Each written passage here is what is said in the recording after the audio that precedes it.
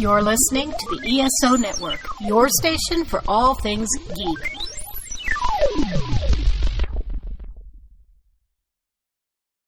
Cool. Fantastic. Oh, sorry, it's me. Sorry, I forgot that I was hosting.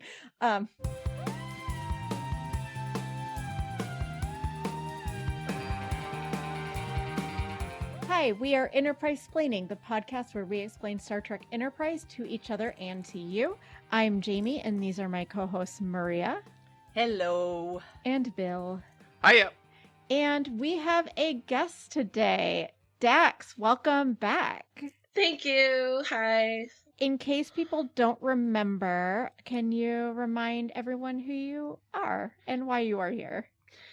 Yes. Some of you listeners may remember me as Erica from the Enterprise Splaining podcast episode where I nerded out about Vulcan and Romulan history for the episode Minefields. And since then, I've come out as non-binary, and I go by Dax now. And yes, that is 100% a Deep Space Nine reference. Excellent. Sure. I'm a hardcore Trekkie. I've seen every second of Star Trek that's ever been made, more times than is probably healthy. Including the part where Spock walks into the door because it doesn't open correctly. Yeah, I've seen all the bloopers as well. That's Okay. fun. And the animated series. I know you'll approve of that, Bill. Oh, fantastic. I was about to make a joke about Spock walking into the door. I was like, oh, is that gatekeeping? Is it gatekeeping if he walks into the door? Is an actual gate involved? So since you've started this podcast, I've rewatched Enterprise so many times that Oof. Paramount probably has me on a list. You have a custom pop-up that's like, are you okay? But really, are you okay? Can we call someone for you? No, what's happening is there are 4 tech specialists working at Paramount. It's like, okay, clearly this is an error. There is like this one IP address. It's like misreporting that this person is watching this. Yeah, but I'm here because I've known Jamie since elementary school, and we talk about Star Trek, and that's really fun. And so she started asking me to help with matching guests to episodes, and we just talk about episodes. And thus far, your recommendations have been pitch perfect. Thank you. I asked to join for this episode because I feel like this episode has elements of a trans story or a queer story. And as a trans non-binary person, I have thoughts. The devil you say. And we will get into those. God. So today our mission is a second contact. Last week I told Bill and Maria what happened on the Star Trek Enterprise episode Cogenitor. And the podcast almost ended. That is true. Now that they've actually seen it, we are going to get more of their thoughts on it. And also, we have a little special bonus topic today because we also watched 2 other episodes of other shows that deal with similar themes, and we're going to talk about those at the end. So just a little something to look forward to.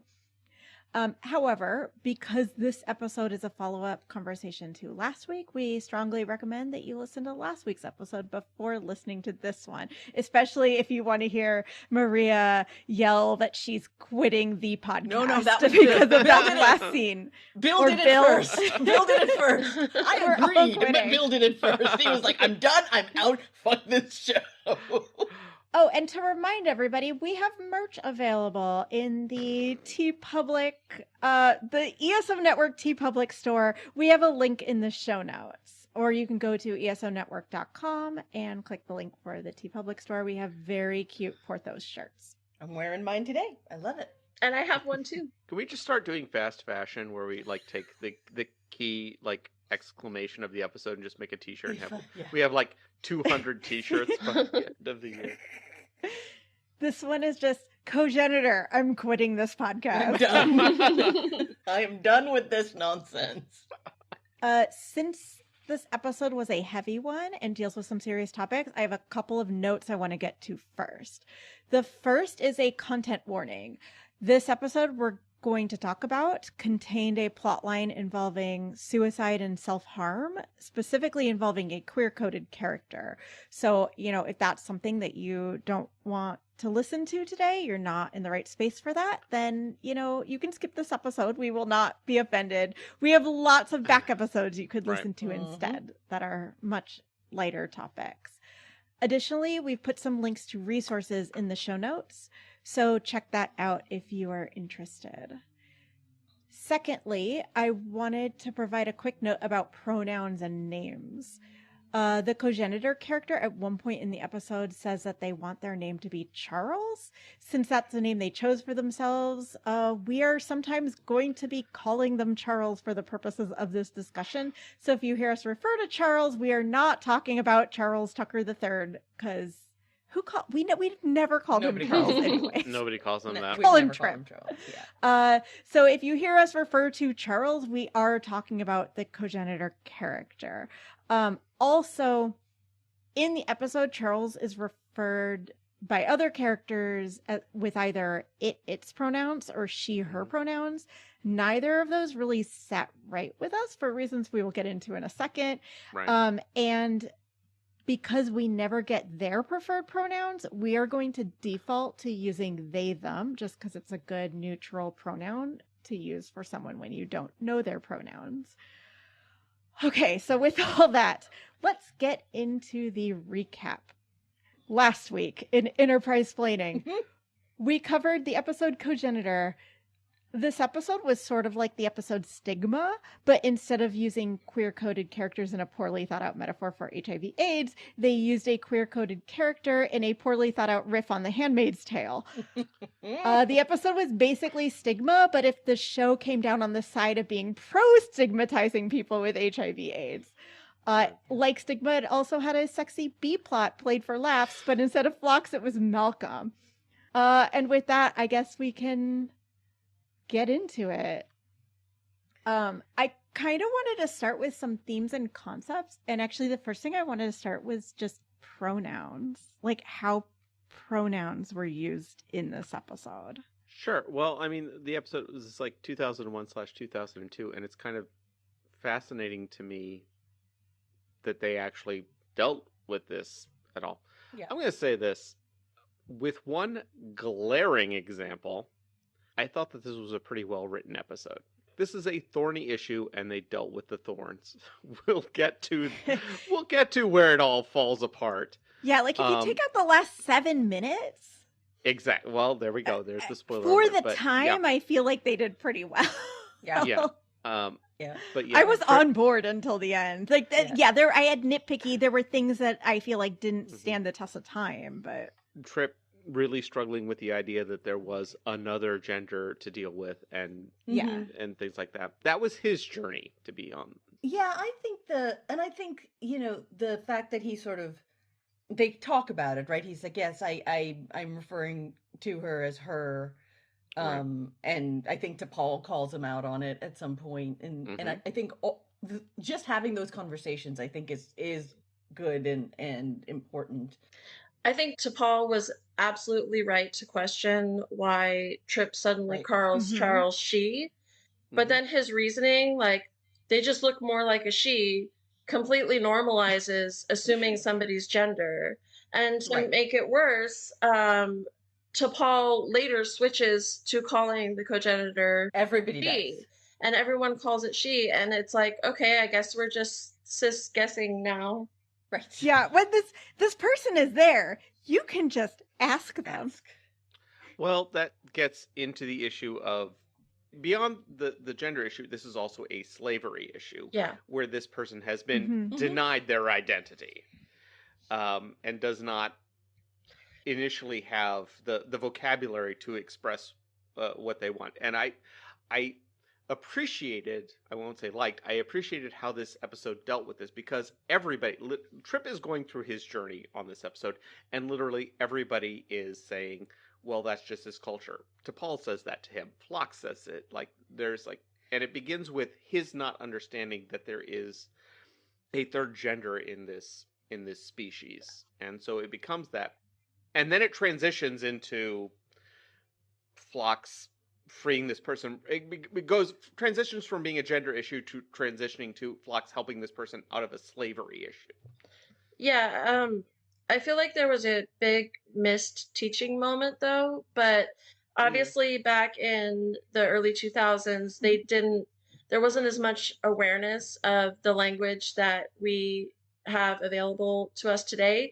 But that's not really an excuse, because there have been third gender or bigender or non-binary people in existence forever, and different cultures have had different terms for it. They could have said something neutral without just assigning, okay, well, she looks like a she, so I'm just going to say she. Right. Just ask them. If you don't know what to call them, ask them.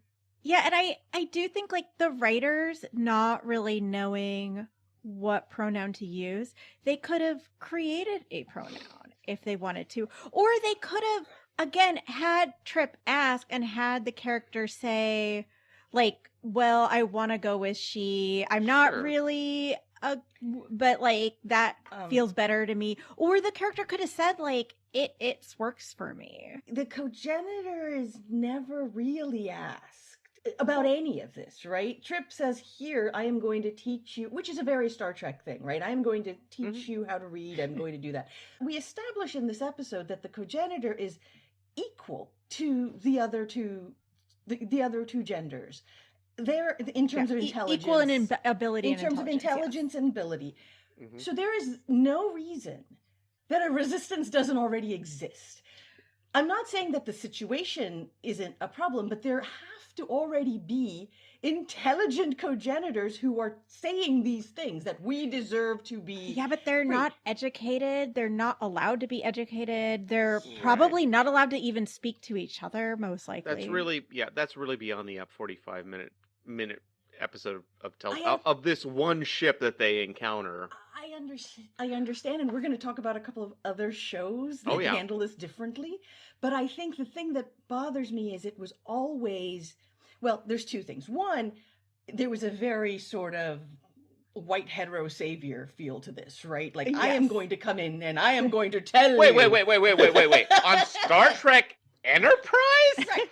Yeah, it was very Riker mansplaining feminism to a bunch of women. Yes, I will stick up for that episode. On the that one Angel episode. One. That's a whole one of my faves. But the other thing that kind of bothered me is I know this is, I agree. This was a mostly well put together episode. It dealt with interesting ideas.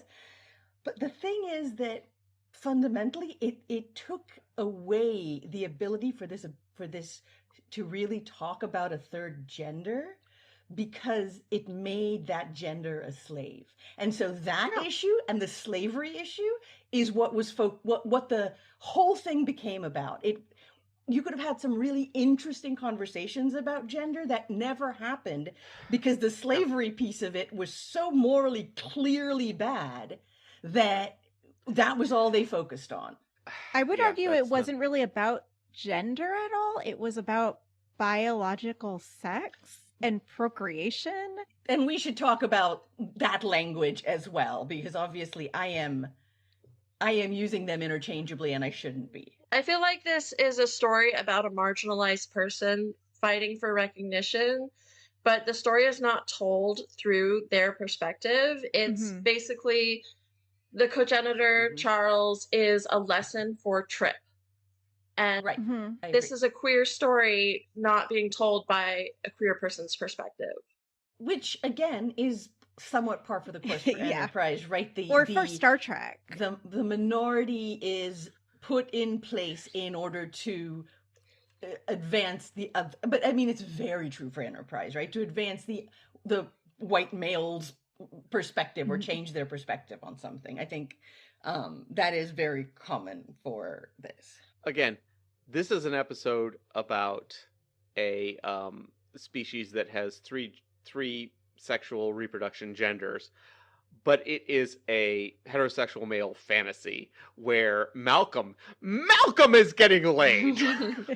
We haven't talked much about that subplot, but again, the thing that came to my mind with that, like this sort of Malcolm dealing with this, sexually quote unquote aggressive woman who was clearly into him, is when you are in a culture that you can have sex and not accidentally get pregnant. Right. How does that change Yeah. your opinions about casual sex?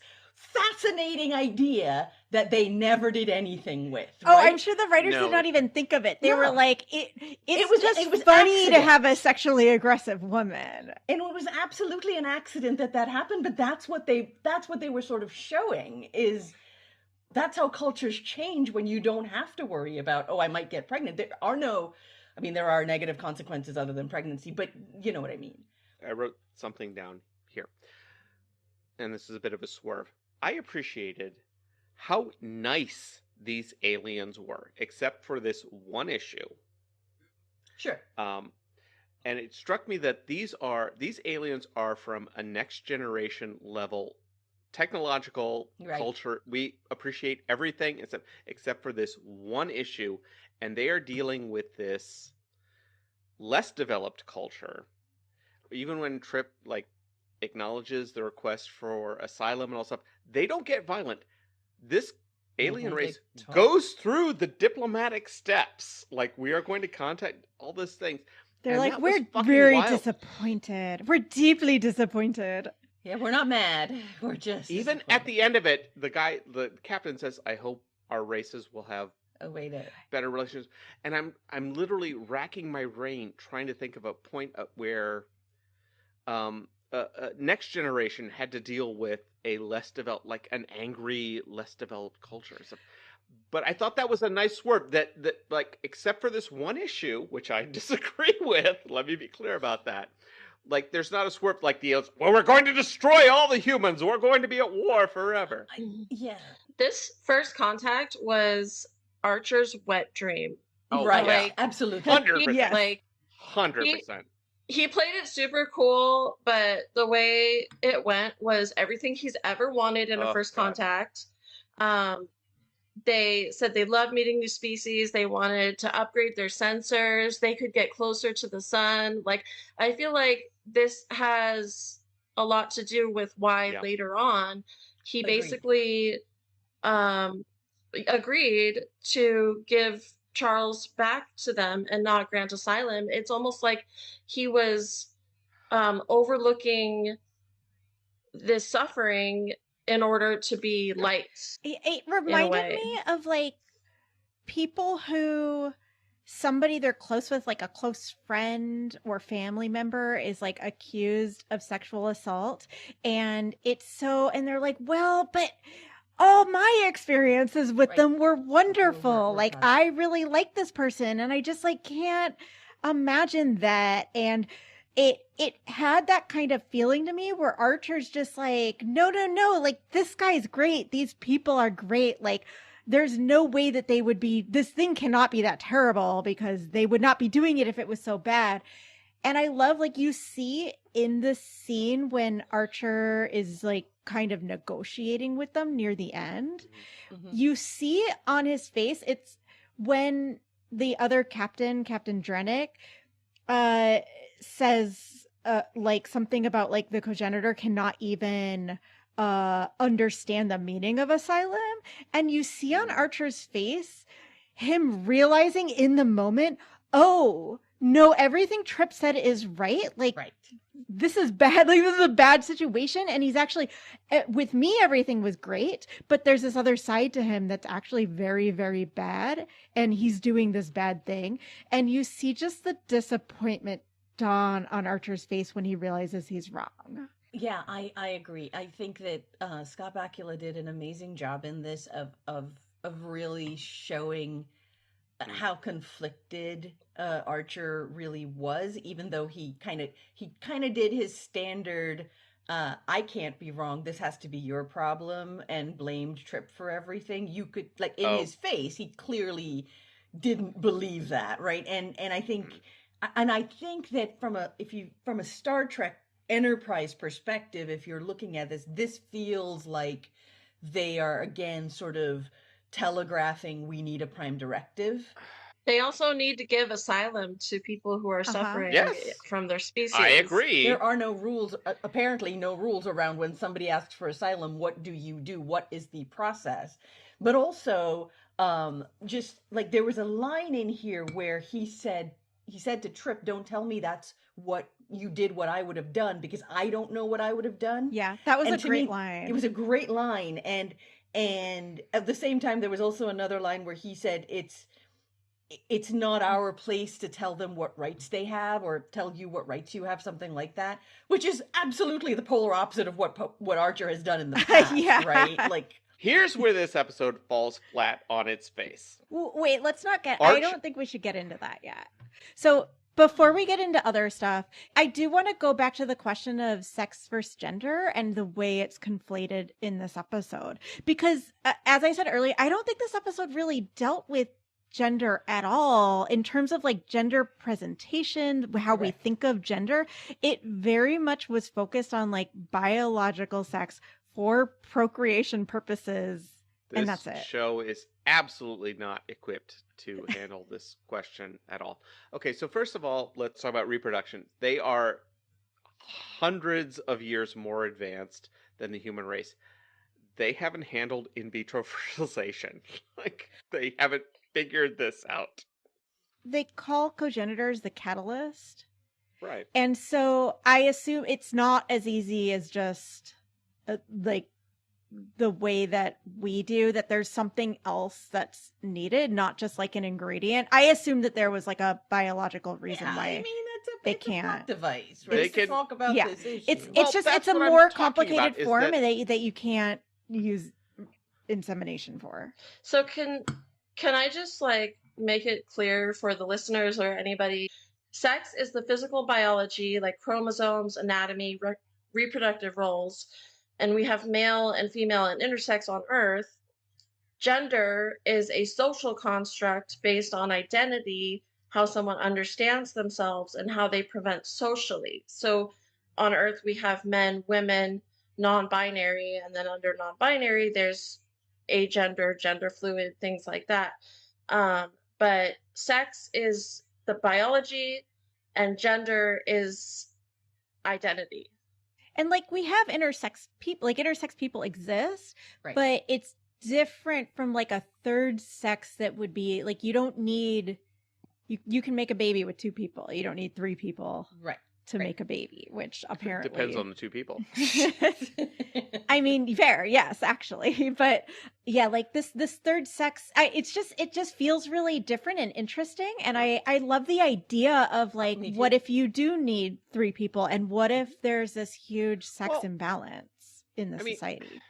In a larger sense, this gets into, and again, this is something that Enterprise is not demonstrated that they are equipped to handle, is like, how much influence can you have on another culture?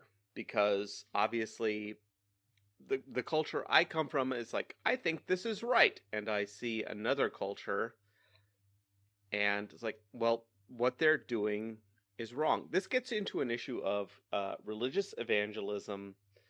Like, well, they don't have industry. We need to give them industry. And I remember watching one of the Anthony Bourdain series, where he was talking about like going into I forget which country he was talking about. Like he went there and was talking about like, yeah, they're opening up and stuff, but this is going to lead to sex tourism and like, you know, all these things. Like you cannot predict what effect one culture is going to have on another. Yeah, so I am actually I did a tiny little bit of research. I found a blog post that we'll put in the show notes that is an excellent sort of analysis. Is from about 10 years ago of this, and they talk about this as sort of a metaphor for, again, this was post 9/11. This is the war on terror, the idea of the Taliban and oppression of women and all of that was very much in the forefront of their minds. And and this person sort of makes the argument that this is sort of talking about exactly that. Like the war on terror as a concept is one thing, and us going in and saying what you're doing is wrong is another, but there are no clean cut fixes for that. You can't just come in and a lot of times Star Trek does that, right? They come in and they say, "Hey, here we are, we fixed it." Then they zoom right out and nothing happens. Like, let me explain how this goes to you, and they go away. And sometimes they don't. I mean, good Star Trek talks about that, I think. But I was fascinated by that sort of idea in the time of like people saying, you know what, it isn't all of that sort of American, imperialism of going in, cultural imperialism of going in and saying we know what's right, and this being that conversation. But I agree with you, Bill. This show isn't equipped to have that nuanced of a conversation. I love messy Star Trek. Like there are some great, like Half a Life, which is the episode that gets brought up, the David Ogden Stiers episode, where he is the scientist who could potentially solve this problem, but his culture says you have to commit suicide so that you are not a burden to your family. Like that is an episode that deals with this well. But this show does. Okay, let me know when I can talk about the ending of this show, because well, and I want to know when we can talk about the other other science fiction, because guys, I sent you an agenda, but there's just so much stuff that I want to make sure that we're so let's keep going, keeping things in order. But with just the concept of having three sexes, I was thinking, and having it be really imbalanced, I was thinking about where we may see just extremely imbalanced sexes in our world. And I was thinking a lot about like insects or animals where there's like the queen ant or the queen bee, and then that's the only of the females that are procreating, and the others are like either there's no other females, and then when the queen dies, another animal will turn into the queen, will become female, or the others are just like workers and are non-procreative. And it made me think about how when we see that, it's almost like it's not like an enslaved, it's more that it's like more like revered, almost like you could imagine a version where you have the Cogenitors are actually the ones in charge of the society and running the society because they have all the procreative power. Right. Exactly. Yeah. No, I absolutely. Well, even within heterosexual relationships between men, there's a big thing about like remember a meme about like you were the strongest sperm. That's not how it works. There are other sperm who have to weaken the barrier of the egg before the one that fertilizes the egg gets there. That's not how it works. Right. I want to know more queer animal facts. Well, in that case, you really had to go to the queer animal panel at DragonCon this year. But my favorite queer animal fact that I learned there is that hyena clitorises are so large that for a long time Western scientists just thought all hyenas were male because it just like looks like a penis. Because clitorises actually are kind of like tiny penis. Here's a fun fact: certain ducks, certain female ducks, do have multiple vaginas and can shut it down. Can control which. Duck sex, we cannot get into that because that is a whole away mission. My ex-wife was an ornithologist, so I have a library of information. I just want to say that there is an amazing video of a time-lapse duck penis that I strongly recommend. This is not a joke. These are going to be the weirdest show notes we've ever written. It's going to be content warning. Duck penis facts. All right, so I love the fact that we got to duck penises before we're getting to the last 7 minutes of the episode we're actually talking about. We'll get there, but first I want to talk about Trip's relationship with Charles, because this was an interesting. I like that they didn't make it romantic. For sure. And as you guys mentioned, it is. What's interesting about it too is like the Cogenitor is so smart, right? Charles is more intelligent, like has more natural intelligence than Trip, but just Well, hasn't. Well, yeah, not that hard, but Not that hard to accomplish. Yeah. hasn't had like the opportunity. And as soon as they are given that opportunity, I really liked the relationship between the two of them. I know it was a little paternalistic, but well, this is the point where it clearly becomes a slavery issue, because as soon as Trip gives this person a book, they begin devouring it. Like, Right. this is clearly where it becomes, this alien race is in the wrong. They are repressing this gender. It did feel like Trip was the only one who really was understanding what he was doing. I think I'm not sure the way he went about it was the best way, because he literally was like, the only thing I can do is sneak around and like, lie to them, and which obviously made things a lot harder. that later. weird dinner that apparently existed just so he That can like weird scan them. HIPAA breaking dinner where he scanned them. Oh, But yeah. it was a weird dinner scene. That Vissian couple definitely thought Trip was going to be their unicorn for the night. Oh, yeah. Oh, for yeah. Sure. Yeah, Oh, the way yeah. she For put her fork sure. down and was like, I'll go see if it's awake. There's a lot of Yeah. acting that I really like in this episode, actually. Oh boy. Me too. Yeah, there were lots of great performances. That Oh. Vissian couple, the performances were great. They were so good at doing like almost like the nice white couple in the suburbs that actually is super racist, but Right. otherwise seems, when they're not talking about the racism, seems super nice. Like that Right. is kind of what they were doing, and it worked really well. So I don't know. We haven't brought this up yet, or maybe you did in the explainer, Jamie. This was directed by LeVar Burton. Yeah, Yep. I was going to mention that. So LeVar Burton directed this, and so I feel like he was such a good person to direct something like this that had so much heft to it. When Trip sits down with the engineer and his wife and the Cogenitor, I really admire Becky Wallstrom. She plays the Cogenitor. I really admire her acting, because there is so much that is subtly conveyed with her reaction to Trip introducing himself. They just said hello, but they looked so uncomfortable with being addressed. And even before Trip sits down, she is just sitting there acting up a storm with barely even moving. So, Right. and also I thought that Connor Trenier did a great job in this episode too. That scene, even the way it was filmed, there was actually a lot of great directing in it. I remember like the first time I watched it, I didn't even notice the Cogenitor at first, Right. because they were kind of in the corner with their head down, and the focus was on like the couple, and Trip were they were like the main subjects of the camera, and then there was just this other person kind of sitting in the corner that you don't even notice until Trip turns to them and addresses them.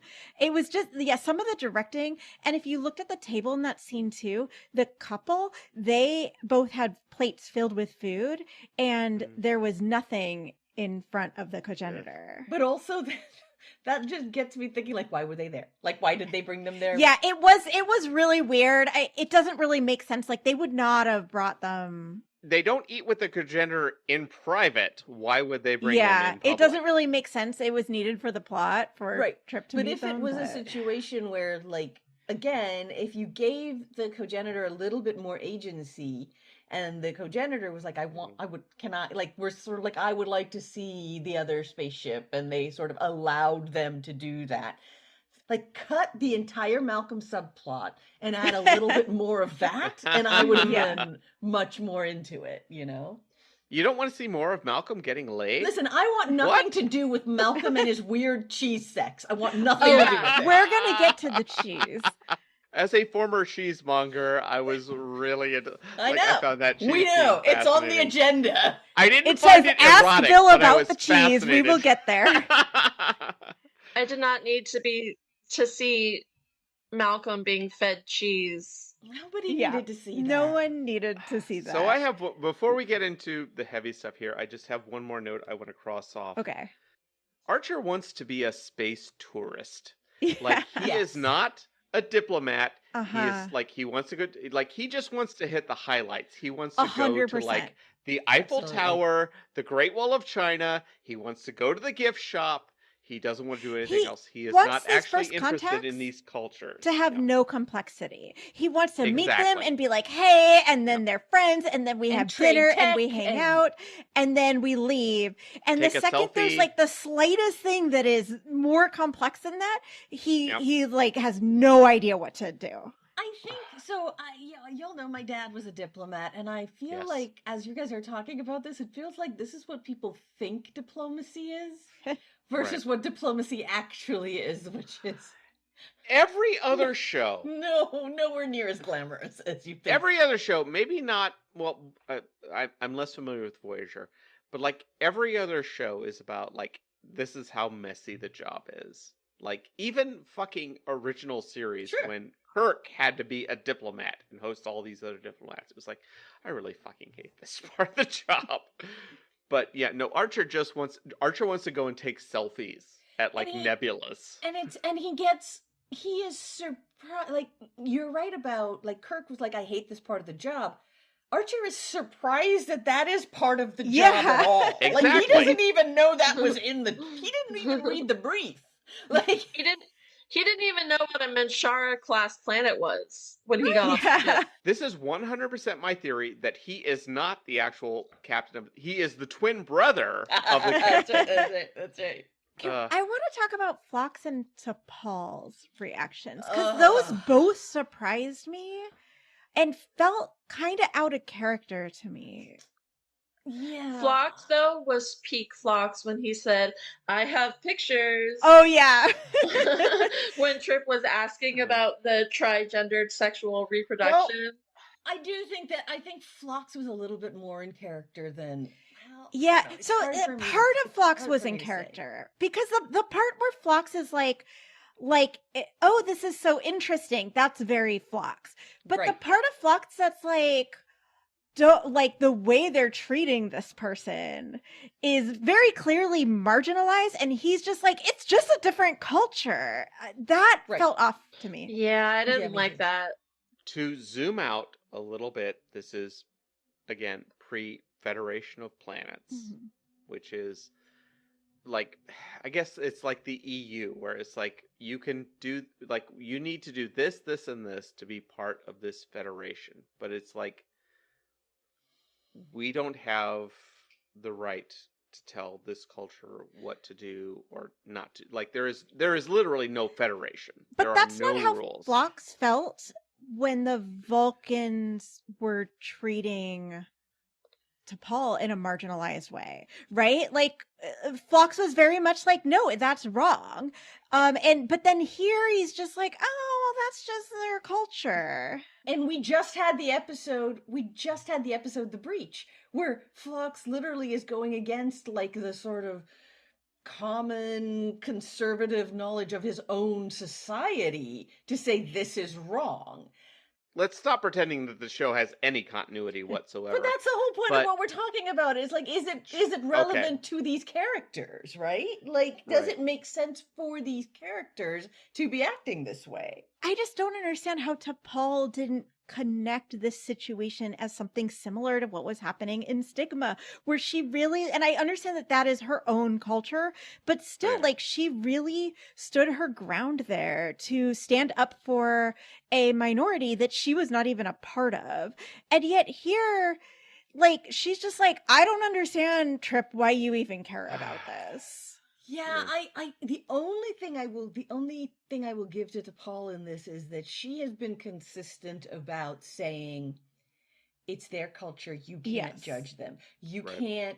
can't use human morality to Well- again, which is a very common theme in Star Trek, right? So that I will give her, but I agree that the problem is that this fucking show is so all over the place with the Vulcans, because okay, you can say that we're not going to judge their culture, and then the fucking Vulcans go off and like put Vulcan spies on the Overthrow on their governments, planets and yeah, overthrow yeah. Oh, governments. yeah. So like Mhm. that level, there is no consistency in all of that. I think that is where I was struggling, but I do think that I actually think that T'Pol acted a little more in character just because of that whole, like, she has in the past been like, you have to just let these other cultures do their thing. And I do think that it's more coming from a place of, there's nothing you can say in this 5-minute encounter that's going to change an entire culture. So just move the fuck on. Like, you can't do that. This is what frustrates me about this show, is that, okay, obviously when we get to original series, it's the Federation, and guess what? The humans are what we know. The humans are in charge. The humans can enforce. The humans have all the power. Maybe they can enforce things or not. This show has the idea of, what if it's before the humans are in power? But it doesn't deal with the idea of, well, this is wrong. What can we do about it? It's like, Star Trek Enterprise is the shrug emoji. I don't know. I'm just throwing stuff out there. I'm just saying things. And this is just throwing something out there. Maybe they should have given the Cogenitor asylum and said, they can come back if they want to. If you show that your society has progressed and valued them more, then we will gladly let them come back. But, grant them asylum because they're obviously suffering. Huge fix for this episode. Can we talk about Archer and Drennick's relationship? Because it was romantic, was it not? Oh, it was 100% bro love. It was. They 100%. were on a date for sure. Mm-hmm. Like, even the first, like, when Archer invites them to dinner, I thought it was going to be like all of them, but it was like all the other Vissians came and went to the mess hall, and like the Enterprise crew got to go and hang out with them. Right. But then Archer and the captain had a little private dinner with just the two of them, and it was definitely like romantically staged. Did they have candles? I may be misremembering this. Did they have candles? If they didn't, it vibed like they did. Like, it was for sure. They were absolutely immediate bros. The other thing is Andreas Katsoulis is just a gem, right? He is so great. I love him so much. Except when he killed Harrison Ford's wife in The Fugitive. All right, but he was still a fucking gem, even with one arm. He's also a Romulan. Yep, he was Tomalak. Yeah. A Romulan killed Harrison Ford's wife? Listen, my favorite part of this was when we were watching the episode, and the very first time we just hear him, on the comm, and Steven goes, "Jakar! It's Jakar!" It's like, that is correct. It is Jakar. Because he has such a distinctive voice. Did it not seem like Archer had the biggest crush? Oh, the way he was like so excited to like 100,000% go on their little romantic getaway. Yeah, and I think that was sort of intentional because they had to love each other for Archer to like have that much conflict about it. Because if he had not liked him, or like only like liked him a little bit, he would have 100% have been on the side of the Cogenitor. Like, think about Desert Crossing, right? Oh, where they were like pals and bros, and then it kind of turned a little weird, and Archer was like, "Nope, I'm out." Even after he has denied this person asylum, sent them back to slavery and eventually death, he's like, "Hey, you got an extra shuttle pod you can send us?" It's like, you fucking asshole. Also, like the scene when Archer is talking to the Vissians. when they're negotiating. Yeah, that was one of my favorite scenes. Yeah, it was a very good scene, and I actually wasn't. After you had described it to us, I actually thought Archer would have been.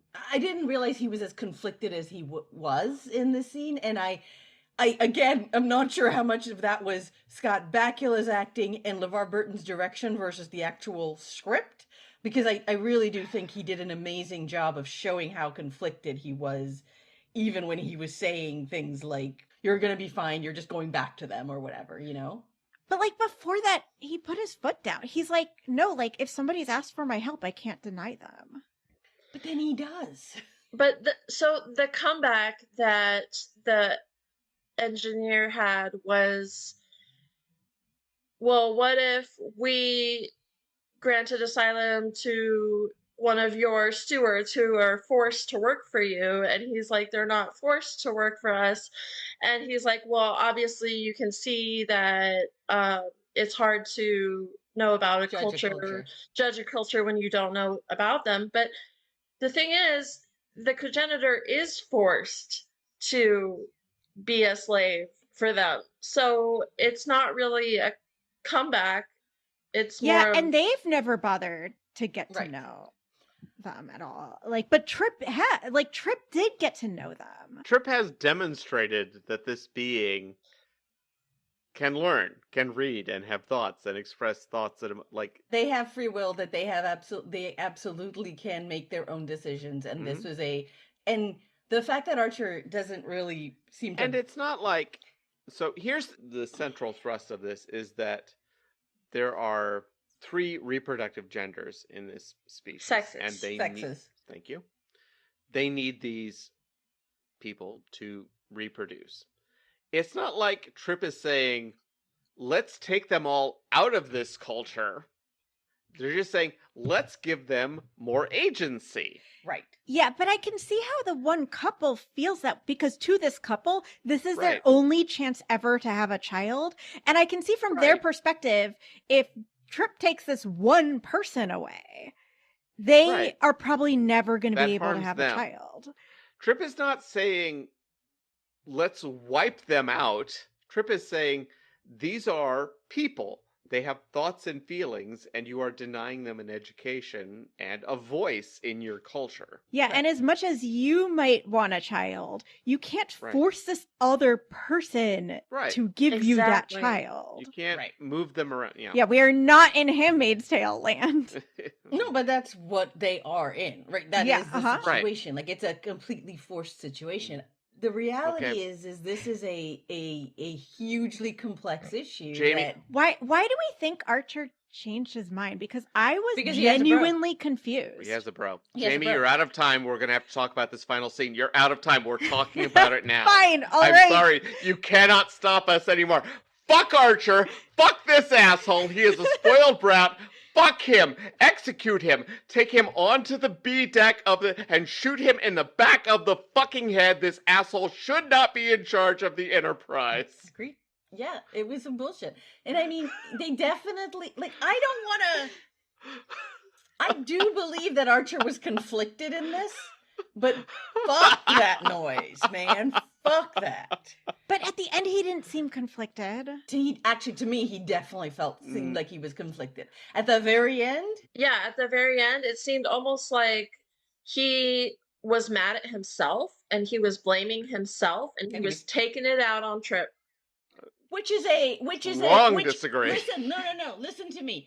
If that had been to Paul, you'd have believed it.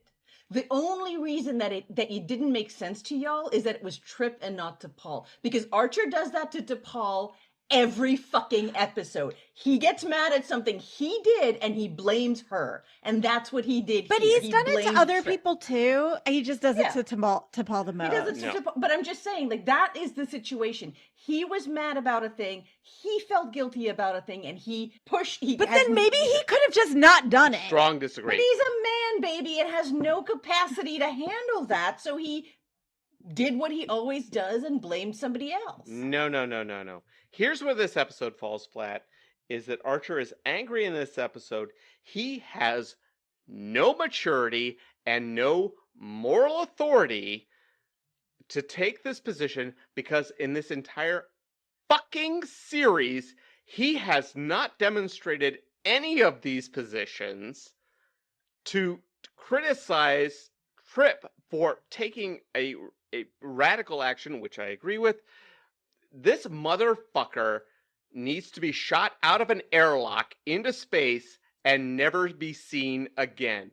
I am retroactively angry with episodes of Lower Deck where they praise Archer as being a huge Starfleet nerd. This asshole is antithetical to Starfleet.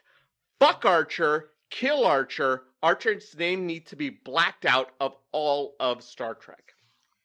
I don't disagree with what you're saying, but I also don't I don't think we're saying different things. What I'm saying is that all of that is true. Like what he is doing is wrong, but I'm saying that's how he deals with cognitive dissonance.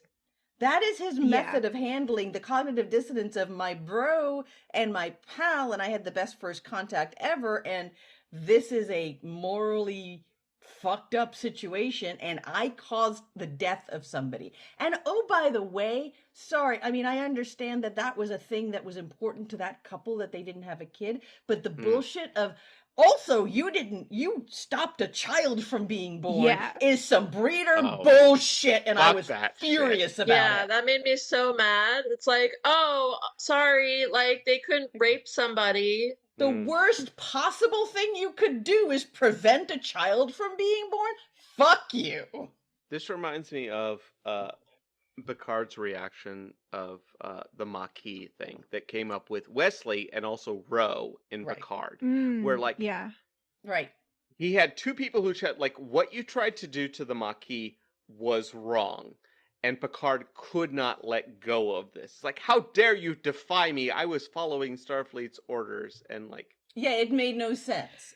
I agree. I just think because of the way they have written Archer, this made sense to me in terms of Archer's character. The Picard thing, that makes sense to me in terms of Picard's character, but the show wasn't on his side. This episode made me feel like the show was on Archer's side, but now you guys are kind of convincing me my interpretation was wrong. I actually don't think the show was on Archer's side here. I think the show wanted to talk about that conflict. I feel like the show was giving the impression that Archer was right to blame Trip, but I feel like underneath all that, it was really Archer being mad at himself. I disagree that it's Archer being mad at himself. Like, because Trip doesn't get to throw it back at him. And I've read the Wikipedia about this. Like, people throw this up as like, this is the greatest episode of Enterprise ever. And it's like, you are out of your fucking mind. Yeah. That this is, you know. I do think, like, y'all should read this article, and I'll like I said, we'll put it in the show notes. It's a long, very detailed article, and it talks about a lot of the things we've talked about, and it does talk about this. A big part of what it talks about is that it says the main sort of thrust and the thing that you're supposed to take away from this, or the thing that they were trying to establish, is that level of conflict and that level of, this is what I think and this is what you think, shouldn't be the case. We need a fucking prime directive to give us those ground rules. And that the article makes that argument, that that's what this is about. If the tone had been different, if Archer could have been talking to Trip and said, I don't know what happened, like, this was messed up, like, let's talk, like, this person died, like, what did we do here? Yeah. If it was a we did this because we handled this badly. An Archer asserting a moral authority, which Archer does not have. That's what pissed me off. That's what pissed me. I am angry. I am anti-Archer for the next 20 episodes of this show. Yeah, no, I'm with you, but that is, again, not inconsistent with what they've established about the character. That's all I'm saying. Like, I agree. Archer was 100% wrong here, but I actually do honestly think that Archer understood that this was partly his fault. He certainly blamed Trip for making it worse, and for sort of putting him in that situation to begin with, and that's where that anger came from. But Archer understood that if he had given the Cogenitor asylum, this shit would not have happened. And that's the basic thing he's grappling with at the end. I think the last thing that Trip said to Archer was, "It's not your fault." That's right. And then Archer said, "You're dismissed." So it's almost like Archer needed to hear that from Trip, that it wasn't his fault. But Archer couldn't give that. He couldn't do that for Trip. When Trip said, I feel like I'm responsible, Archer's response was, you absolutely are. Which is so cruel when in reference specifically to Charles's death by suicide. That is a horrible, cruel thing to tell someone. And again, like Archer is an abusive parent. Yeah. I really like that. If you think of Archer in that context, he's a narcissist and it's all about him, and he is an abusive parent. So what he needs is for his children to say, "You're right, Dad. It isn't your fault. It's my fault." And that's what happened. So of course he's not gonna give of course he's not gonna give Trip that. Why would he? Here's the final note that I have written down, which is it's a Spock quote. The needs of the many outweigh the needs of the few or the one. But then Kirk turns that around in the search for Spock because the needs of the one outweigh the needs of the many. That's it. That's my final thought on this episode. I was trying to think of like how, because obviously they set up a very difficult situation that would have been very hard to get out of. I was trying to think of how they could have ended it. And we know that this other species has much more advanced technology. I could have seen a situation where Archer gives asylum and the other ship like threatens them. Right. And then Charles says, "You know what? I don't want to be responsible for this. I'm going to go back myself. I'm going to choose to go back to like save you guys." That feels very Star Trek. And they could all be sad. They could be sad. They could have their sad ending.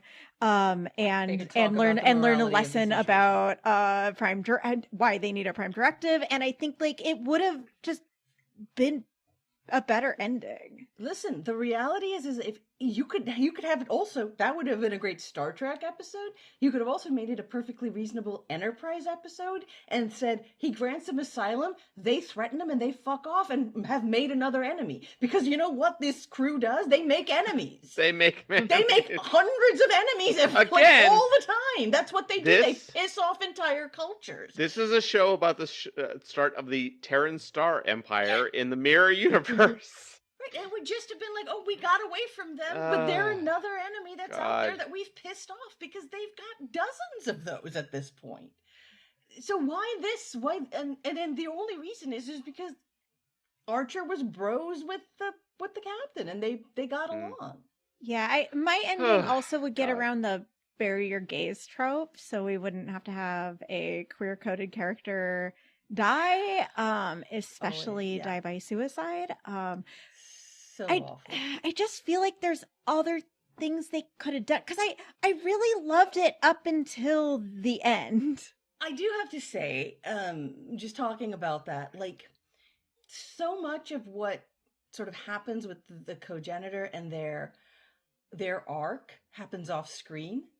Including their death, all happens off screen. We just talk about it in the third person, and so and it's very much what you were saying, Dax, is that it's you never see their perspective. You never even get a scene where Trip leaves, and I don't think where Trip leaves and they are like going back, they're opening up the book, or they're going to do it, like they are sort of learning something on their own.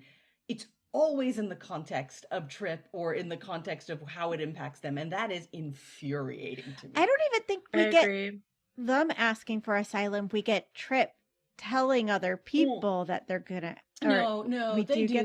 They come to they show up on the ship and they say, "I want to stay here." I think that's right. I think. Okay, so I guess we do. They get say, that. "I want to stay here. They're not going to help me. I want to stay with you, please." Yeah, that was sort of the failing of this, I think, was that we just, and again, if you had cut the fucking Malcolm subplot out and gotten rid of the sex cheese, you would have had the ability.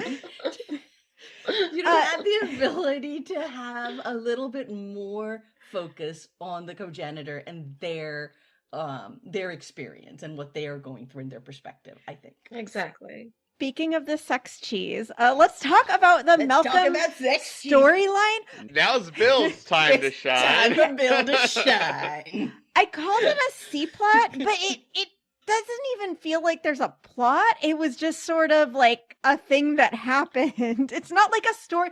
Plots usually have like a beginning, middle, end.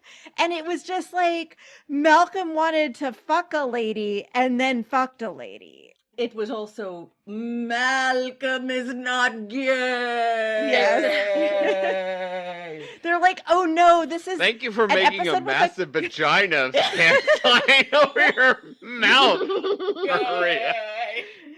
And I feel like this episode, because they have a queer-coded character in it, they're like, we have to remind everyone, just because there's a little bit of queerness in this episode does not mean that Malcolm is gay. In fact, no characters are gay in this episode, just making sure everybody watching it knows. Ain't nobody gay. And it starts with Trip having dinner with two blonde women, and it's like, oh, I need to go talk to the engineer. Malcolm moves into this potential Malcolm threesome walking situation. Malcolm walking up to that table and being like, "Hey guys, hey, can I, like, what's going on?" Like, yeah, and then like fucking nonsense.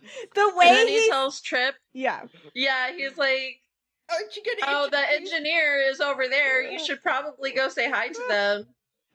Yeah, he knows exactly what to do to get rid of Trip, and then he's like, they're my women. Honestly, I would have liked this more if he had continued to hang out with both women. Yeah, I don't know what happened I to would the have been other all woman. in for that. But they were like, no, we can't have to. That's too, the threesome's too crazy. No, we're going to just have to. I did like the line that, like, Malcolm's like, oh, typically you only sleep with a woman after you've had dinner with her. And it's like, oh, and she reverses and said, Yeah. You only have dinner with a man after you've slept with him. But Trip has had dinner with this couple. That's a good point. That's a good point. Yeah, I really did feel like I again think they could have done something interesting with it when they were like, if they would just talk about this, like, yes, in my culture, we don't have to worry about who we have sex with. So, it's not there are fewer repercussions for me. So, like, come have sex with me. They would this never show talk would about that, have though. explored an interesting point. What an amazing thought. The level of agency you're giving women in this would be great. But no, that's not really how that worked out. It was just an excuse for Malcolm to be shocked and hit his head on the top of the Jeffries How tube. great would it have been if the beautiful blonde alien woman was like, well, typically, my race is only attracted to men who are attracted to other men. That'd be great. Bill, tell us about the cheese platter. As a cheesemonger, as a former cheesemonger. I agree that they were very aromatic cheeses. I think Malcolm selected. Well, that was the weird part. Was what they selected was English, very aromatic cheeses, but Malcolm didn't seem to know what they were. So I'm wondering if, like, we know that Malcolm likes bland food. We've established that. So it makes sense to me that he would not be somebody who eats these. Like, an aromatic cheese is usually a cheese that is not bland. Yeah, American cheeses tend not to be very aromatic. They tend to be tasteful, but they don't have a lot of odors. But the things that he selected, but Malcolm said he hadn't tasted them for a while. So I'm wondering, this gets into the whole enterprise cooking thing. Yeah, like, how did they generate cheese? Did they generate Great them, question. or is there a cheese lab, the smelliest section of the ship? Right, is chef making his own cheese? I bet the protein generator can make cheese. Yeah, that'd be my possibly. guess too. But like Stilton, they were generating very aromatic cheeses, Stilton and things like that. But he didn't bring up Limburger, which is something that you use to knock out a cartoon cat. That's right. And which my former boss, as a cheesemonger, said that only old men with hair in their ears will buy because you can taste it. Very strong smell, but he did bring up very strong smelling cheeses, which for this race that they said was the aroma is more the taste important wasn't than as the important. taste. The smell was, really interesting. They did bring up very aromatic cheeses, so yes. But man, that cheese scene. I told you, like, I was trying to describe it, like, the way what I was like, it's like sensual, like, it was when she, like, takes her her pinky finger and like Brushes it on She, his like, lip. touches his lip. I didn't like any of it. I wanted no part of any of that. It was. Was it just the Malcolmness of it, Yeah. or was it the okay? It fair was enough. just Malcolm. Okay, Yeah. what was up with the whole, I'd like to see your tactical array. Yeah. I'll Yeah, show yeah. you mine if you show me yours. Yeah. How I just- quaint! I was wanted fantastic. no part of any of the Malcolm sex cheese conversation. Yeah, and it took up a good like 5 to 7 minutes of this episode on this Malcolm stuff. An episode that really actually could have used some time on the main story. What we needed was a scene in between Archer walking out of the room with the Vissians where he basically was like, someone has asked for my help. I am not going to turn them away. And then suddenly he's turning them away and there was no explanation. And we needed something in between, something where he's like talking to Porthos about his feelings and being and like going back and like wrestling with it to understand, because I truly like did not understand why he changed his mind. Because in that earlier meeting, he was very, very clear that he was going to grant asylum. And next thing we know, he's changed his mind and we don't know why. Like, take that 5 minutes of Malcolm eating cheese and give it to Archer wrestling with us. Even if they had just like made a veiled threat, like we are much more powerful than you. I wouldn't want our species to be at odds, and we wouldn't want this to be a problem. And so then he has to sort of go and deal with the fact that this could actually be a war with a species that is far more powerful than them, and has to deal with that. All of those things would make sense. But yeah, he just... Yeah. Even if the plot was exactly the same, just have him give us some indication of why he changed his mind, of what he's thinking. Like, even if it was just him being like, I do feel like this is wrong. I feel like what they're doing is wrong, but I also feel like it's their culture and I shouldn't be getting involved in it. Like, then tell us that. But I just don't have any sense for what he's thinking or why he's made the decision he did. And if they took out the stupid Malcolm thing, they could have had a couple more minutes to like put that in there and to give us a sense of what is going on in our main storyline and why our characters are doing the things they're doing, something that they didn't really give us any of. Absolutely. I was happy that they had a one scene with Porthos, though. Because we haven't seen Porthos in so long. Oh, yeah, they did have the Porthos They did scene. have a Porthos scene. There was Porthos and a water polo ball. I almost said volleyball. Wrong ball. And there was also a water polo bag at one point. Mm-hmm. Is this our longest second contact? Yeah. Oh, without a doubt. We knew it would be. We have more to talk about. Oh, yeah. The only other, I'm just looking at my notes, and it's all about Malcolm being so gross. And there was also the fact that cheese board had a giant pineapple in it. Yeah, there was a whole pineapple in the middle. That guy laughed so hard. I was like, they grew, because we know they grow that in the, so they grew, and yeah, there's Airponics Bay. They have palm trees in their aeroponics bay, and they grew a whole pineapple from a palm tree and then just used it for decoration. Amazing. Fantastic. And then you're going to talk about the movies later, right? Yeah, we'll get to that. Okay.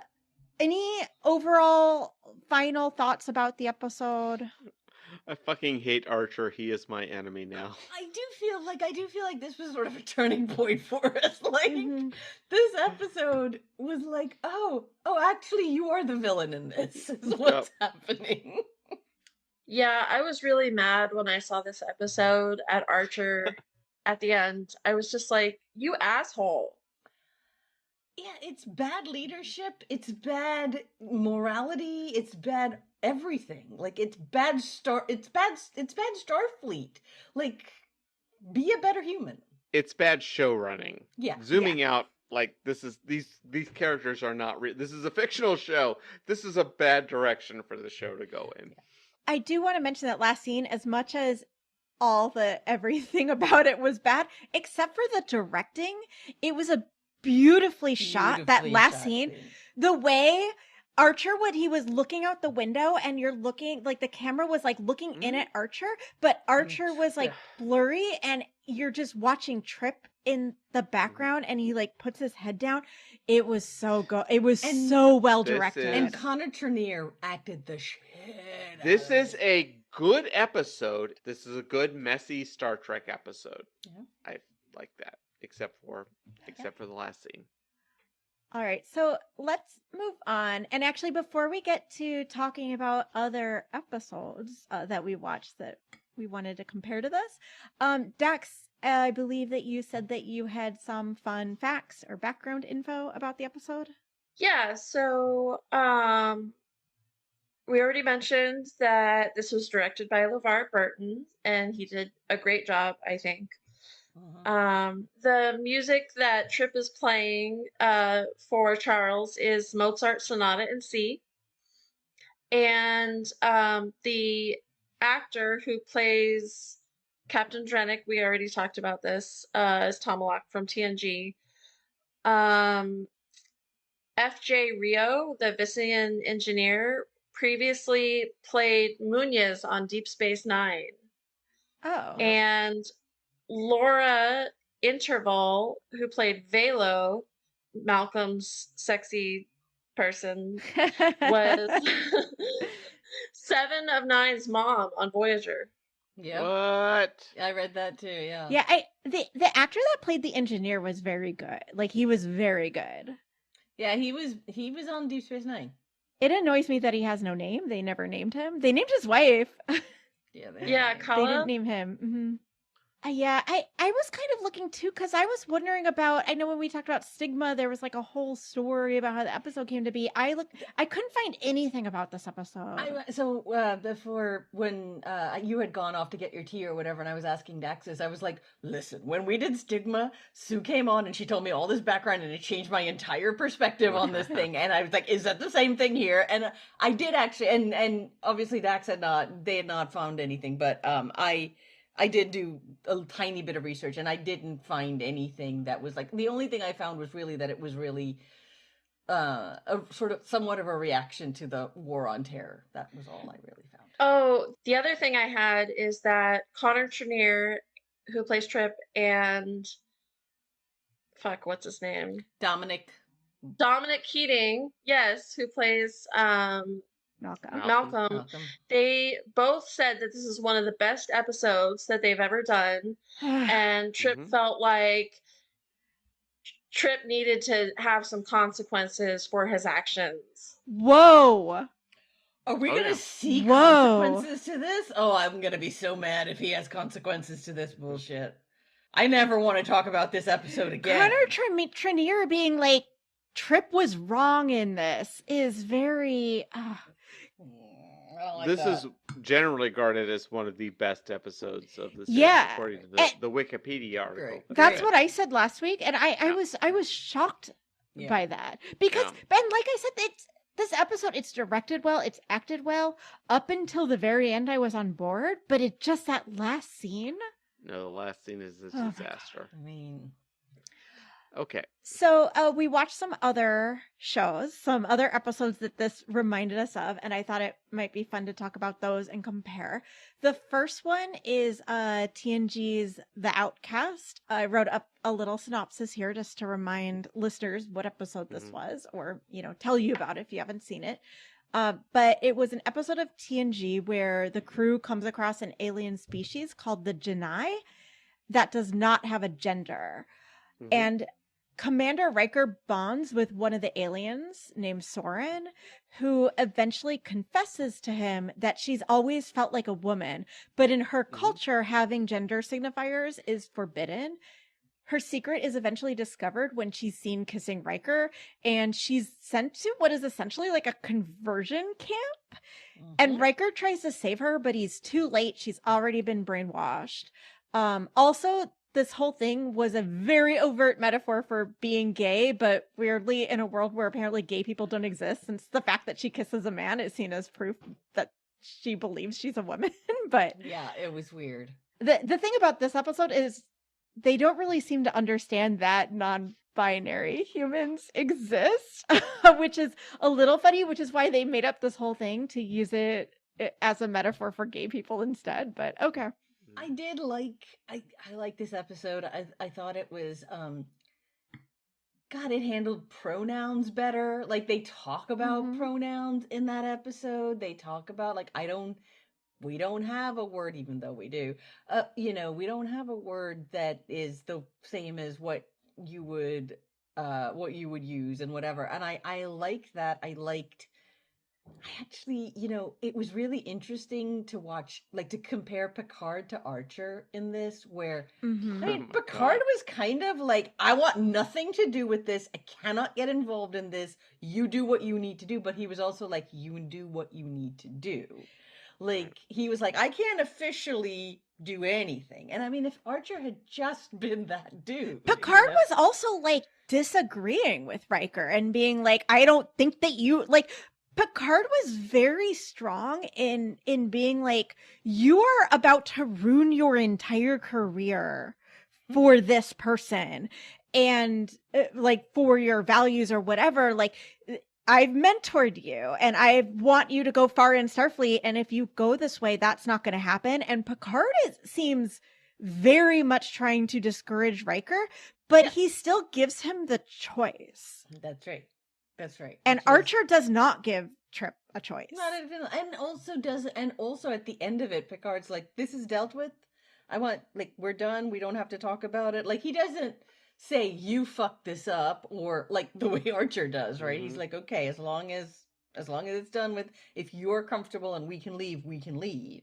But if it had been something different, I think he would have listened, right? If Picard is also almost at the end of his Starfleet career, and is like, I've been through 40 years of this shit. Yeah, it's like, yeah, it was hard because I was like, oh, I remember what good Star Trek is like. Like I remember what it kind of is amazing, like to have. isn't it? It was also very funny because I watched this episode and the cold open happened, and my instinct after the cold open was to hit skip intro. I was like, oh no, I don't have to worry about this.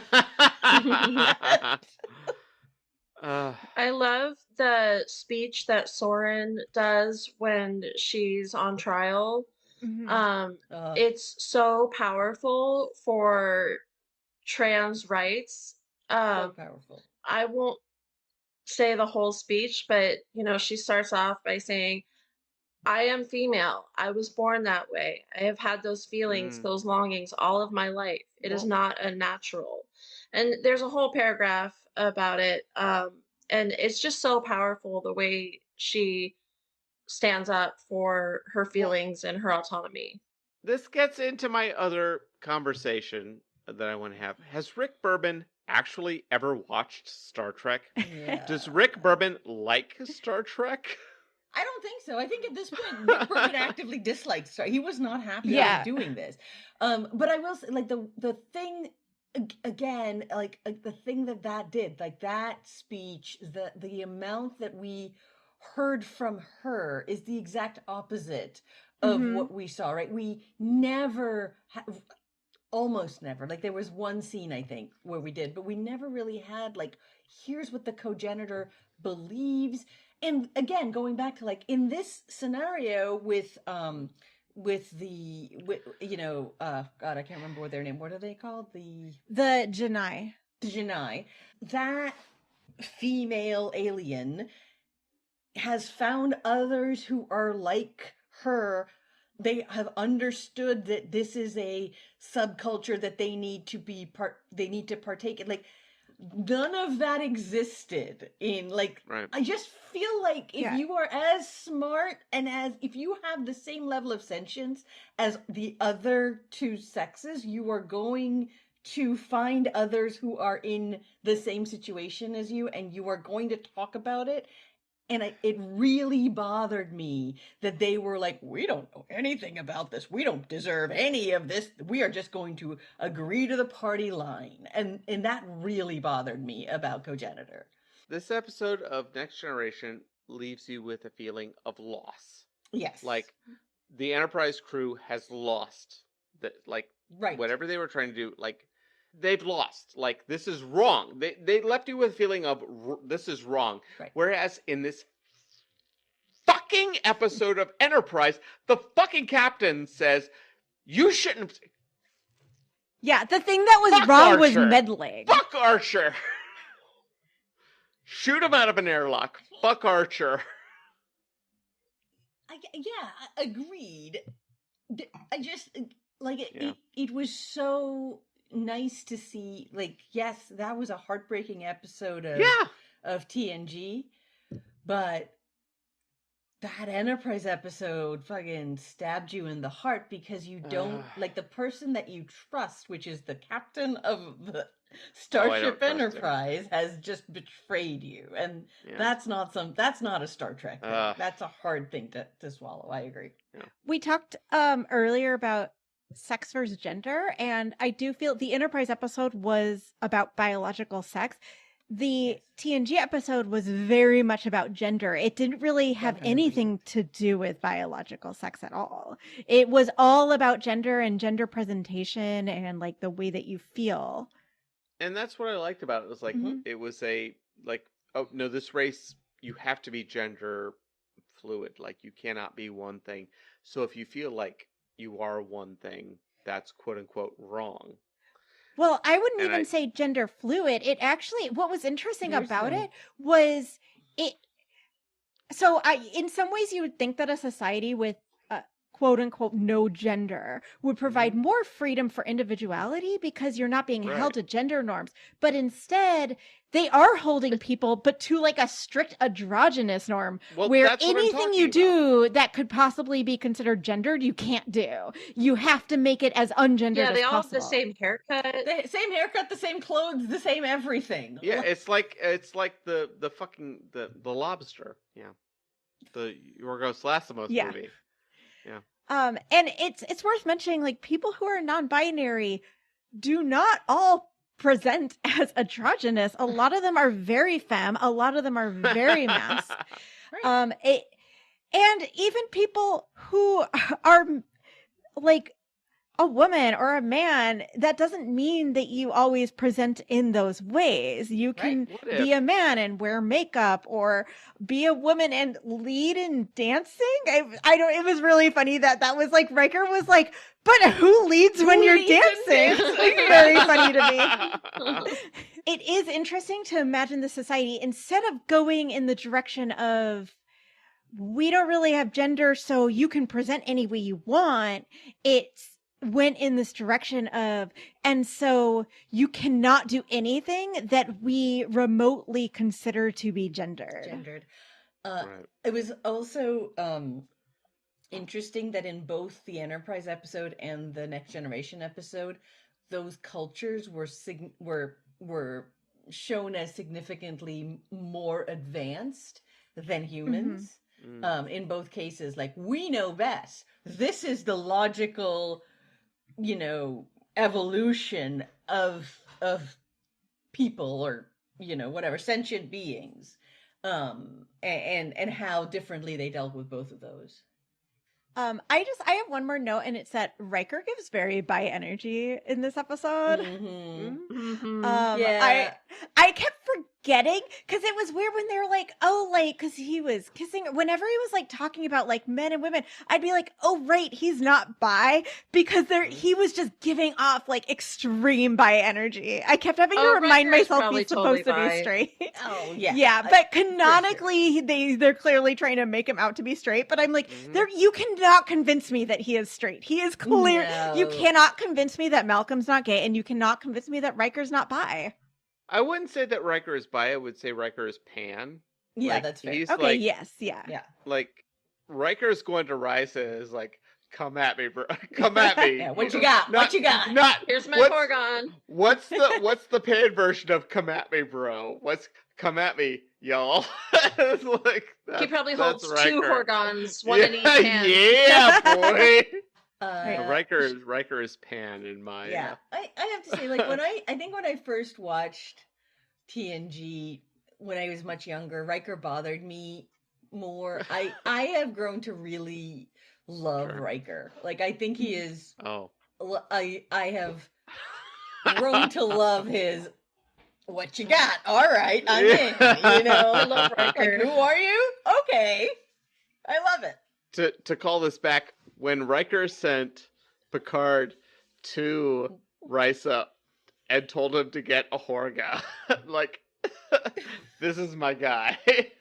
When he's pranking his captain, It's fantastic. It's so good. All right. Anything else about this episode before we move on? No, because I really want to talk about Okay. Alien Nation. All right. Alien Nation. I literally just rewatched this. Oh, good. I'm so glad. So, we watched the episode 3 to Tango from Alien Nation. I'll give Yeah, a little boy. synopsis here.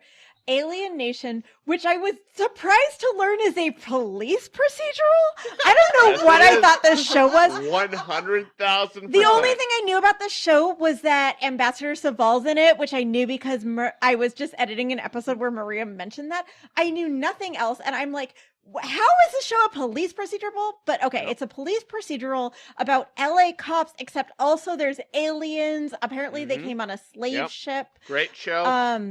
They were former slaves and now they make up 5% of the population of LA. And also some of them are cops, I guess. In this episode, we learn that the aliens have 3 biological sexes. The third sex is called Binom. It is gendered as men, so they use he, him pronouns. They make up only 1% of the population. And most of them are part of a religious order, but they're needed to conceive. This show feels like a mix of Psych and Coneheads. Yes. Oh my God. Y'all, I want Love the only this thing I show. want. The only thing I want by the end of this episode is for y'all to agree that I can do an away mission about Alien Nation because you. But the problem is would that not- we already watched Co-sign. the episode, but I don't care. It this doesn't matter. episode was The better. The true truths and a lie that I can pull together for this, even having you watched an episode, are out of fucking control. The shit I can tell you about. We just watched all of it. If I can do an hour and a half on Highlander, 100% Maria can do All an right, episode. all right. This episode was better than any episode that we've seen of Enterprise. It was better than Carbon Creek. 100%. 100%. And it was made worse. Like some of the acting was great. Some of the acting was absolutely abysmal. The makeup was awful. The which Eric pointed out that like we're watching it like in HD. They probably on They a were regular not ready to television do that. in 1980 No. whatever, They were not you could prepared not for see that. the Not lines at of the all. makeup. So you know, I'll give them that. Like the effects were like the budget Also- was so low, and yet the writing was so good. Right. Oh, I forgot to give the actual plot of the episode.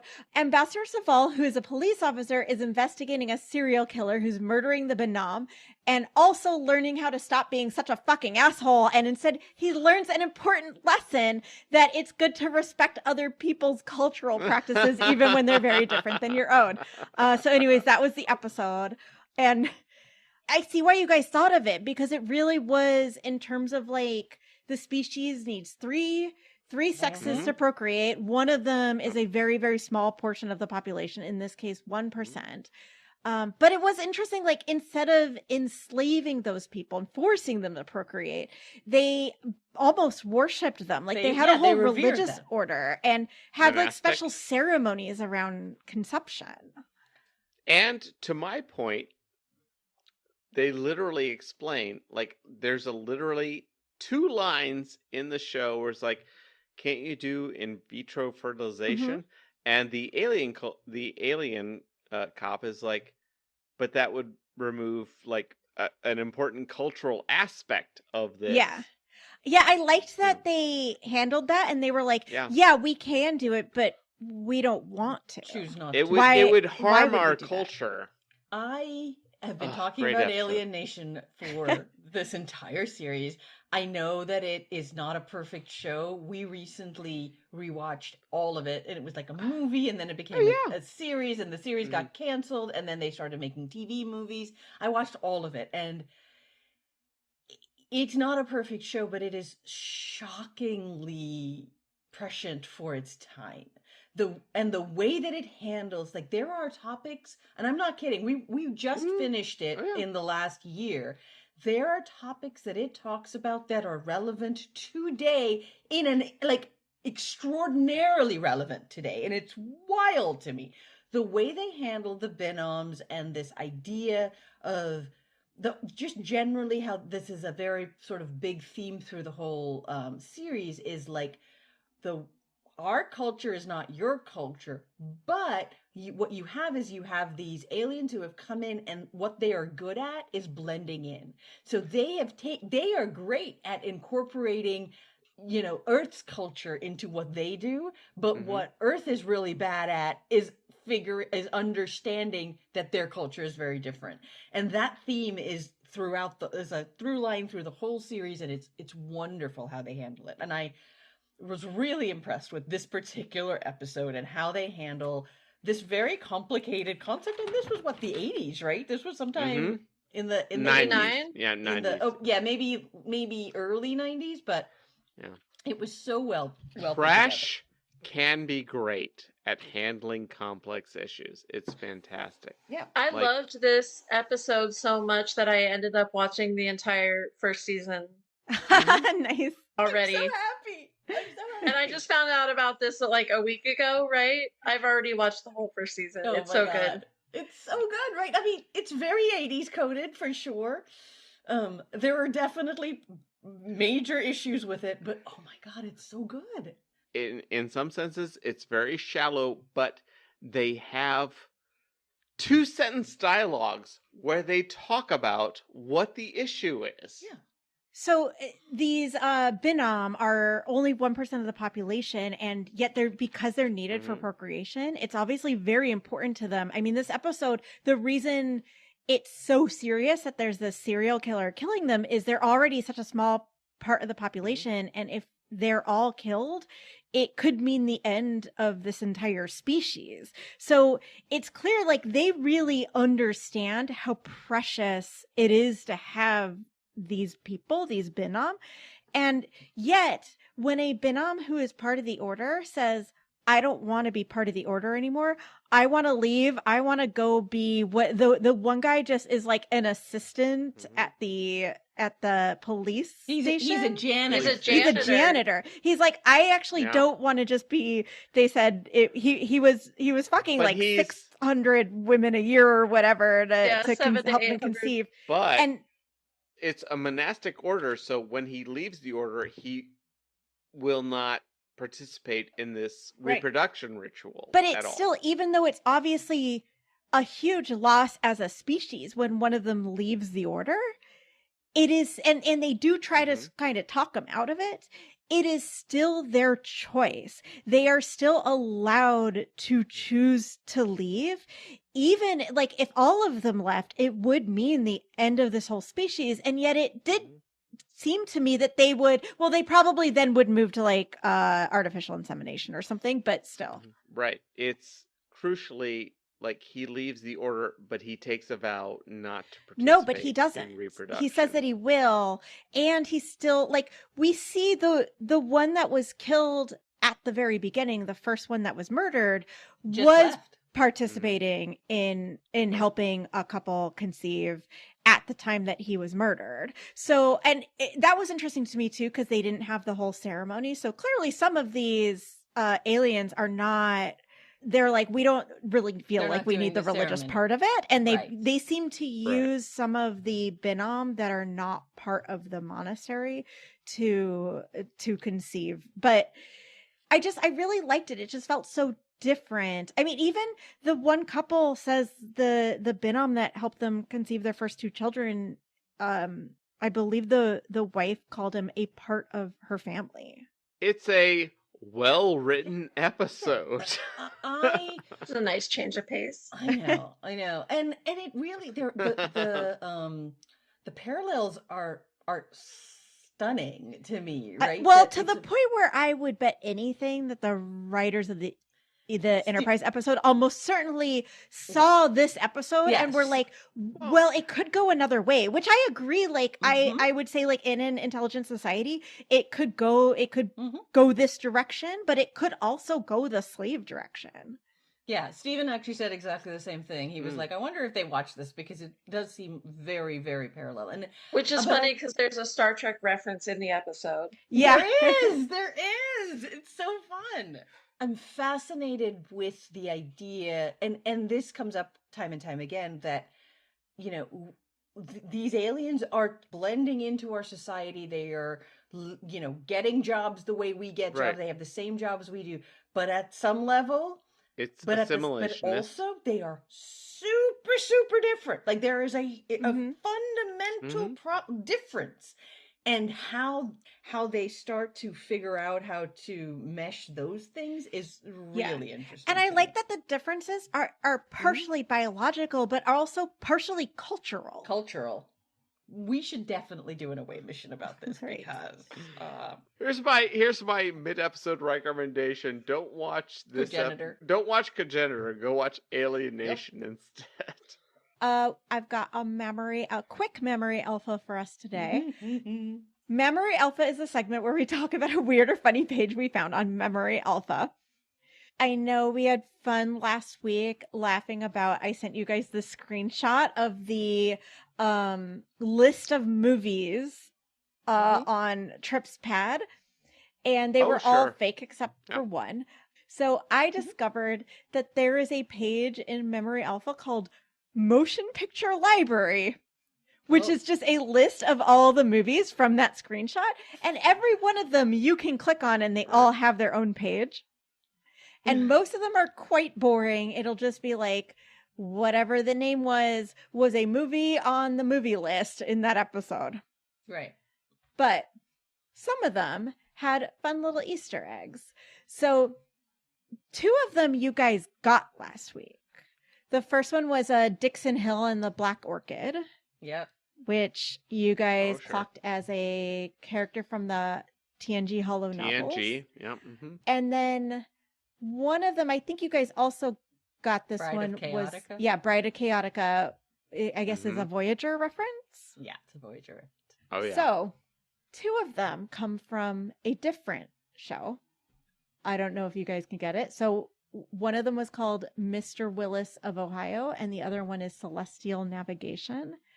Both of those are episode names in West Wing.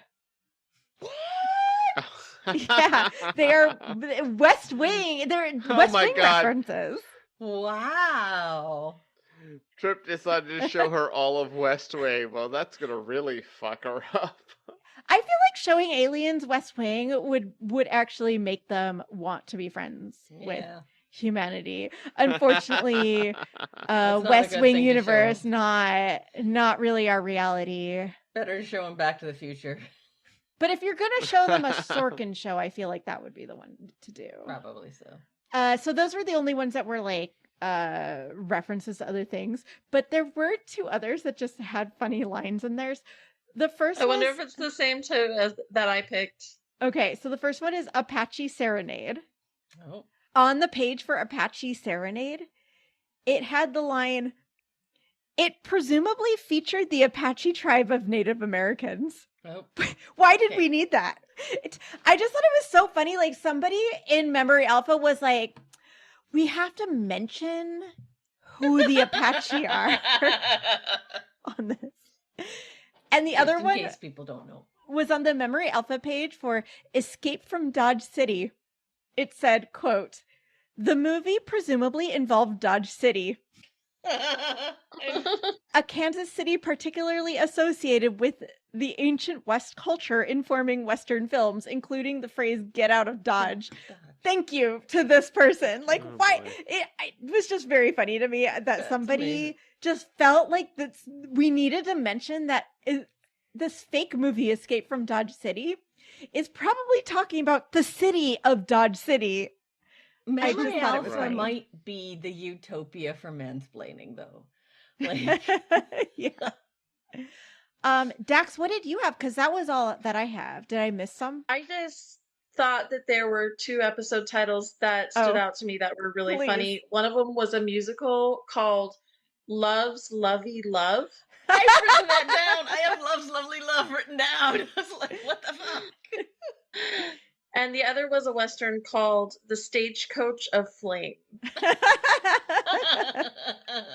There were so many good ones. Last week I sent the list to Maria and Bill and made them like read off their favorites. Oh, so good. Let's go on to recommendations. We don't usually do recommendations on Second Contact, but sometimes we've got a guest and we love to give the guest a chance to bring their recommendations. So Dax, what did you bring for us today? K-pop Demon Hunters. Yes. Have you seen that? Yes. We watched it a couple weeks ago. Loved it. I was just looking at my Spotify Wrapped and the top was like all K-pop Demon Hunters. Yeah, I love it. My kids love it. We listen to the songs in the car on the way home from school and driving around. Like, it's just, the music is so good. And the story is beautiful and easy to follow. It's so well done. I just love it. It's a delight. Yep, I agree. And that is the episode. Thanks for listening. Next episode, Bill will be telling us about the episode Regeneration. Dax, thank you so much for coming on. For the listeners, Dax is the one that always helps us match guest episodes, and then asked, can I come on and can I come on for Cogenitor? And I was like, sure, having no idea what the episode was or what it was going to be about, but I'm so glad that this is the one that we got you on for. So can you tell our listeners where they can find you online? I am on Blue Sky at MXDAX, MixDax. And from there, you can find my other 2 profiles, which is the Vulcan Science Directorate, where I just post fun Vulcan science facts. And I also have one for Star Trek quotes, random Star Trek quotes. Nice. Thank you. Special thanks to our producer, K.O. Myers at Particulate Media, to our friend David for our beautiful cover art, and to John Stephen King for being the voice of our computer. If you like the show, please rate, review, and subscribe on your podcast app of choice. And please, please, please tell your friends about it. We would really appreciate it. You can follow us on Instagram and Facebook as @EnterpriseSplaining and on Blue Sky as @EnterpriseSplain. You can also email us any comments or questions, such as, tell me about your sexual organs. Just a quote from that TNG episode. Do not text us that. I know we didn't talk about that scene, but I did like the way that was very much like a cis person, being so rude, asking a trans person about their genitals. But it was the non-gender character, very curious about Riker's genitals. To enterprisesplaining@gmail.com. We would love to hear from you, but please do not actually do not ask anybody that unless it's somebody that you are about to fuck. That's the only time you can ask a person about their genitals. Unless you are a medical professional. Or yes, a medical professional. If you want to support this podcast, you can find us at Buy Me a Coffee as Enterprise Splaining. We will see you next week. Bye. Bye.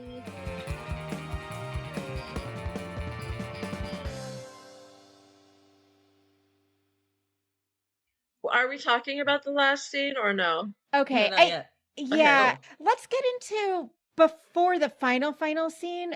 God damn it, I Shane. know, I'm sorry. And I want to talk about also the scene because it's so good. We're going to call this episode Edging.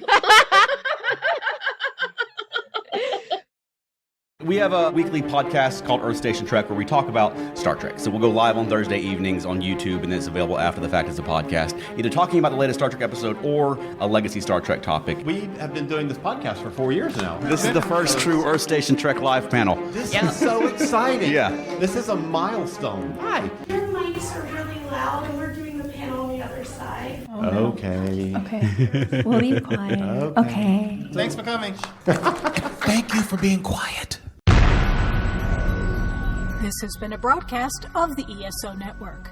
Be part of the crew and help support our shows by donating to our ESO Patreon or by shopping at the TeePublic store, which can all be found at www.esonetwork.com. The ESO Network, your station for all things geek.